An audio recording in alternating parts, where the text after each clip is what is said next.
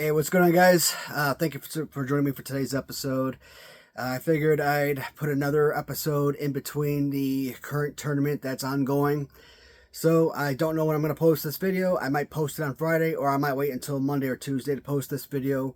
So just over the weekend, I did go ahead and purchase the most recent Random Treasures exclusive figure. So if that comes in this week, I might get that out on Friday, end of August, and save this for early next week. Or if it doesn't come in on time, then this will be posted sometime on Friday, which would be, I don't know, the 29th or so.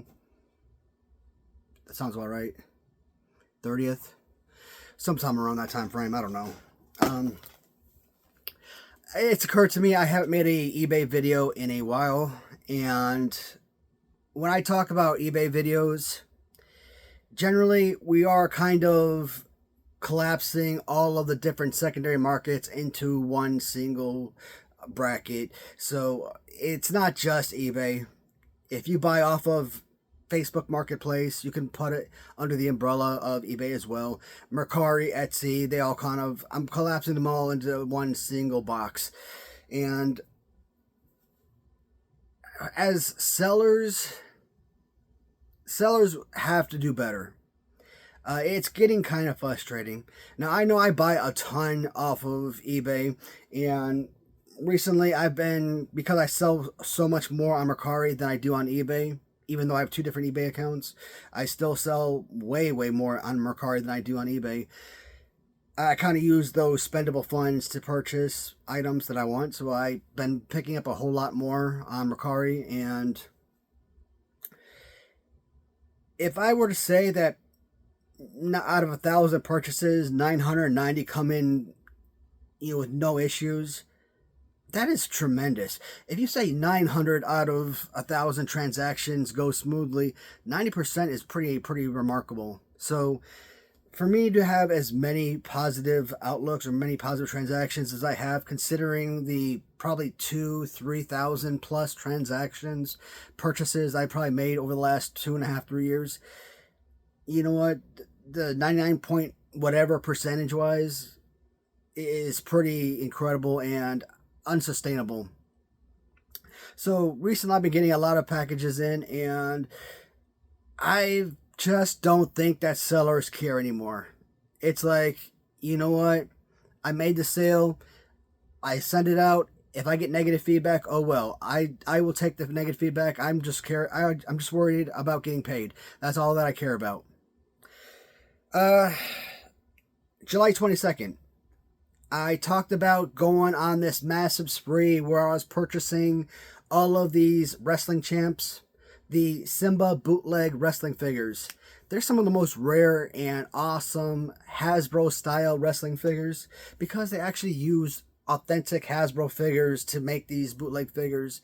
And one of the figures I was missing was one I classified as Rick Rude. Kind of like Rick Rude face, but he had yellow pants, and that was one of the figures I didn't purchase. Well, I did get one from Germany probably 3 or 4 weeks ago, and that one just arrived last week. It arrives in a small box like this. Alright, fine, small item, put in a small box, got it. But I would like something bigger, because you want something, especially when it's coming from an overseas seller, you want it to be as protected as possible. And when you get the item, and literally every single piece, every single piece of that figure is demolished. We're not even talking about a head coming off or an arm breaking off, which in of itself would have been horrendous. That would have been a negative interaction, a negative transaction. The entire body, arms came off, head came off, torso separated, back, chest. What is this, Build-A-Figure? I got this out. I was so freaking pissed. And you buy these figures stateside, you're paying anywhere between $40 to $60 or more for these figures. You buy them overseas, you're probably paying about $10 to $30. But you buy them from overseas, you're also paying like $50 shipping. Problem is, you might want to pay that extra purchase price locally for a smaller shipping price, but they just don't come up in the States that often. And I've just recently started seeing them pop up in the States, and you only see a few of them here and there. I don't know what to do with this. I'm not throwing it away because I'm hoping to send it to someone who might be able to repair it, but what can I do? I was angry. Little plastic bag in a box, no added protection. $50 or $60 purchase, whatever that was. It's a wash. Now, Mercari. That was from eBay. Mercari. At one point, I was actually telling people, get off of freaking eBay, go to Mercari. Because Mercari seemed like the place to be. It seemed like everyone, because there weren't as many buyers or sellers on Mercari as there was on eBay, it seemed like prices were more reasonable, so it was better for buyers. And because there weren't as many buyers and sellers, you didn't have as much competition, so it was easier to sell. And then when Mercari did away with the seller fees, I'm like, absolutely 100% stop selling on eBay. Screw eBay, they're crooked anyways. All this money you charge, you take away from freaking selling fees. I sell something for $50, I want $50. I don't want to charge somebody $65, $70 just to make a $50 sale. But that's what I got to do.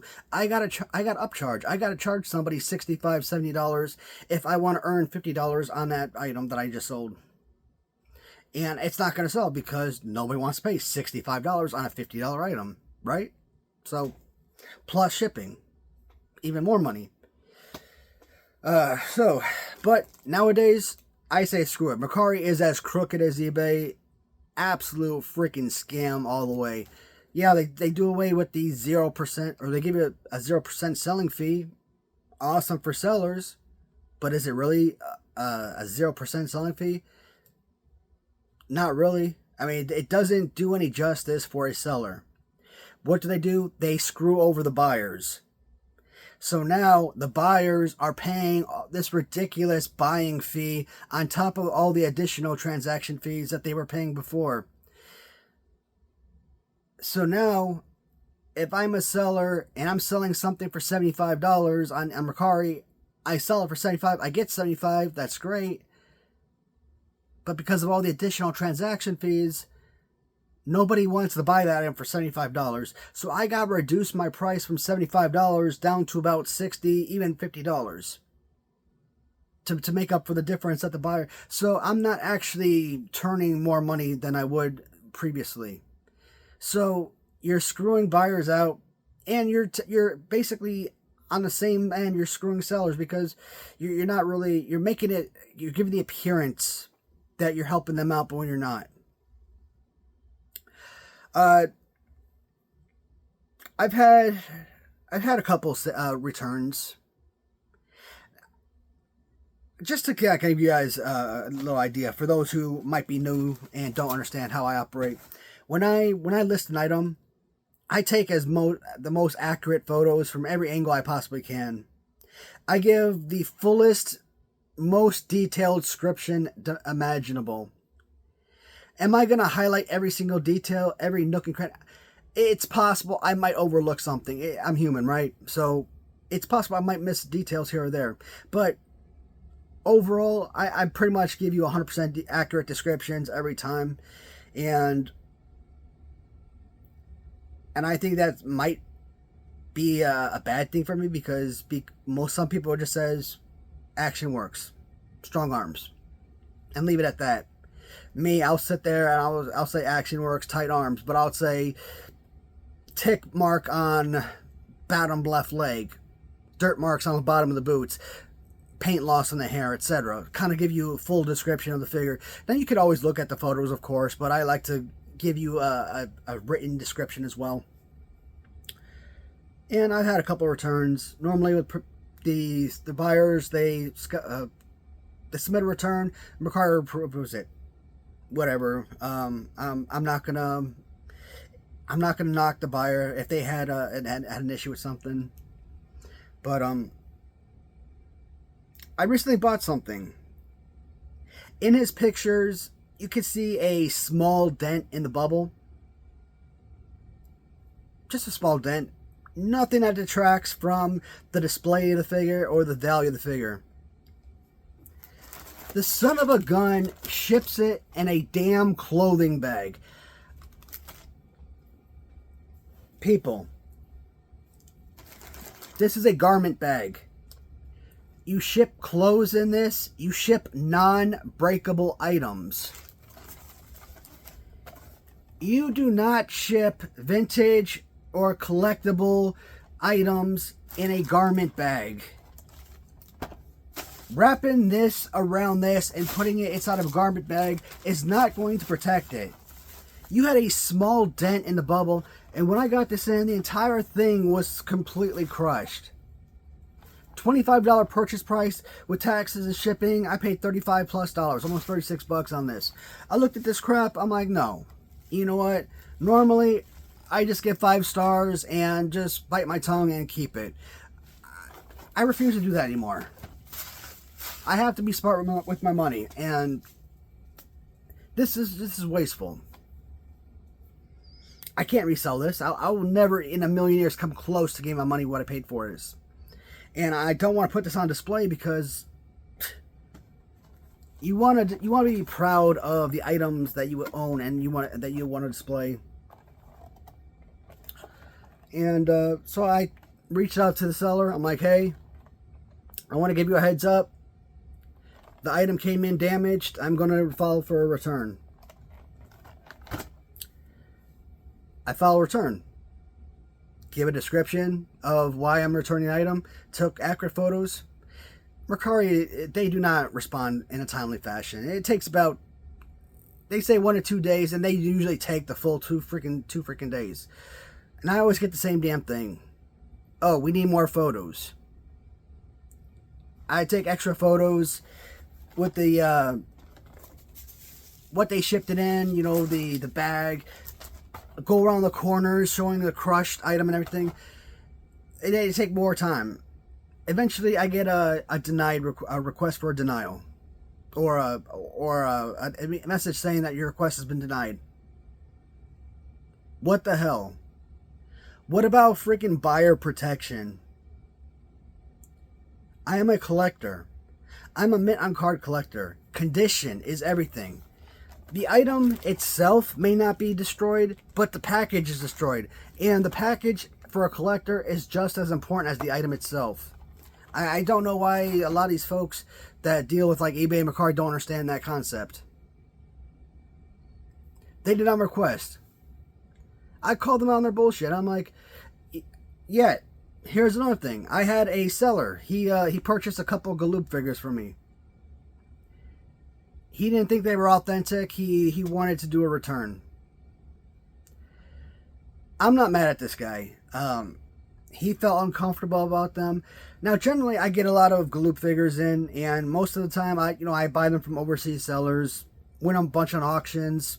I normally buy a lot of Hasbros, but I do bid on a lot of Galoobs if there's available too. So sometimes they're in bundles, sometimes they're individual figures, what have you. Sometimes you'll look at them and like, yeah, this is obviously a repaint, no doubt about it. You put it off to the side. Sometimes you'll look at a figure like, I don't know if that's original. It looks original, but I still can't say 100%, so I'll put this off to the side here, you know, in a secondary location. And these are, oh yeah, this is definitely original. Bam, third location. So the ones I sold, I'm almost 100% positive they were original, but he had questions about it. Very respectful, very polite. You know, he obviously wanted the items. You know, he wasn't a jerk about it or anything. So, and I kind of feel like as a seller, The last thing you want to do is criticize or try to embarrass your buyer, because if they're uncomfortable as a buyer, do what you can to work with them, make them feel better about the transaction. If you can't come to an agreement, accept the return, because if overall, even if the transaction didn't work out, it still gives them the inclination to come back and buy from you in the future, so you don't lose their business. So, like I said, the buyer, he was great. He wasn't a jerk or anything. He was just a really awesome guy. I felt comfortable doing a return for him. In fact, I actually told him, hey, Mercari has been known to, if you file for a return, explain the situation. Sometimes they will reimburse you 100% and let you keep the items. Well, they didn't do that. They approved a return. But here's the thing. He filed for a return. 7 days later, that thing that's still showing up on my thing as a return. Now, why do they go ahead and deny my request for a return for an item that's obviously damaged when his description said nothing more than, look at the pictures? Oh, he gave an accurate description. He gave an accurate description. Look at the pictures is an accurate description. Small dent is an accurate description. This is not a small freaking dent. This is completely crushed. You look at the picture, you do see a small dent. Look at this side. It's completely flattened, right? So I'm completely freaking dismayed and pissed off at Mercari. And I went off on them in message. Yeah, I freaking called their ass a bunch of scammers and how they screwed me over and over again. And then, you know what? I had to publicly shame their asses. I went on Facebook and post that same damn event that happened. They eventually did the right thing. I don't think they did the right thing because I freaking told them, hey, this isn't right. I think they saw my Facebook post because I kind of tagged them a little bit, and I think they expect me to take that post down. So they credited me the I don't care if you credit me this. All right, $35. What about my $50 sale that I just lost? Profits on. Why do you deny my request for a return on something that's completely damaged, but you approve their return when I gave 100% descriptive details for every single item and took accurate photos? What freaking sense does that make? So, if anybody asks nowadays, no, I do not recommend Mercari. I mean, will I sell Mercari? I have to.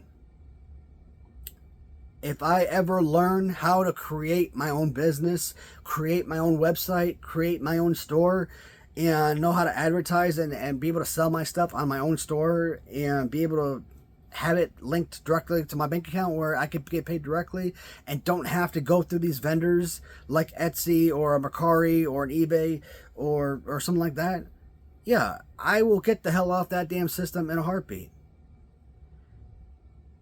Problem is, I'm at the beck and call of these freaking scam businesses, these multi-billion-dollar corporations, because I have no other options. And it sucks because pretty much all of us, any one of us that sell, all basically have the same background where we're forced to sell through these businesses, and they're, like I said, multi-billion-dollar corporations taking all these huge portions of our earnings. And for many of us, shoot, these are our business, so to speak.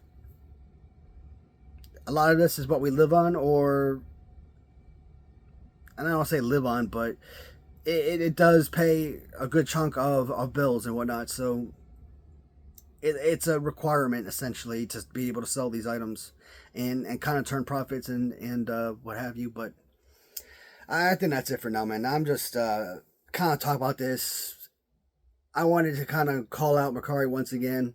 Yeah, the bad thing with eBay, any shipper in general, if you're shipping overseas, even if you're in Canada, you're shipping to the States or vice versa, or if you're in Mexico, shipping to the US, US to Mexico, etc. It doesn't have to be Germany to US, US to Japan, what have you. Always use cardboard boxes. If you have collectibles, something that has the potential to get damaged, use a cardboard box and make sure it's protected. And don't overprotect, because that could be even worse. But not using any additional wrapping on this and putting in a box this small, you know what, somebody at the post office, they're just going to toss it around. They're going to see a box this small, they're not going to know what's inside here. They're not going to think breakable item. And if they do, they don't care. So you gotta be extra careful and how you package items. And do I use, like, when you go to a post office and you get those fluffy mail or padded envelopes? Because so many people, they use that as stuffing in my boxes when they ship me items. I turn them inside out, those priority envelopes. And yeah, if I'm shipping a Hasbro figure, I will use that to ship a Hasbro. Here's why. 100% of the time, I always said, I will never use those envelopes. I won't use something like this. I won't use those bubble mailers. But I started using them over the last several months. Why? Because I've been selling a lot and I run out of boxes. That's number one. Number two, all I have is these super big boxes. I don't have little smaller boxes. And three, when I get my figures, when I list an item, when I list a Hasbro, I get my shrink wrap it up, get a cardboard box. Maybe I cut a box up, get the little tops, right? Wrap it up in that cardboard box, get another layer of shrink wrap that up, tape it up on all sides. It's not that padding that's going to, from the envelope, that's going to protect the figure. It's that cardboard that's going to protect the figure. You could throw that figure all over the place. That figure will not get damaged because of that cardboard. So if I'm shipping this in this, it will not get damaged, not one bit, for that purpose. But slapping some wrapping the shrink wrap in on this and throwing it in here and thinking it's not going to get destroyed,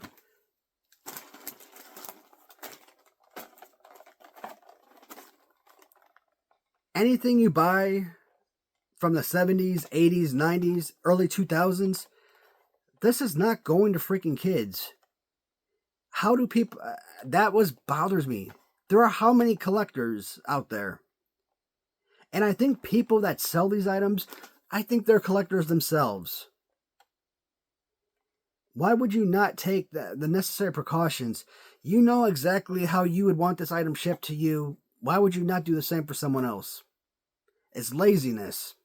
And if someone out there does this exact same thing, and you're offended, I'm sorry you're offended, but it's just my strongest recommendation on proper etiquette, and my strongest recommendation on thinking about others, or however you want to look at it, I don't know.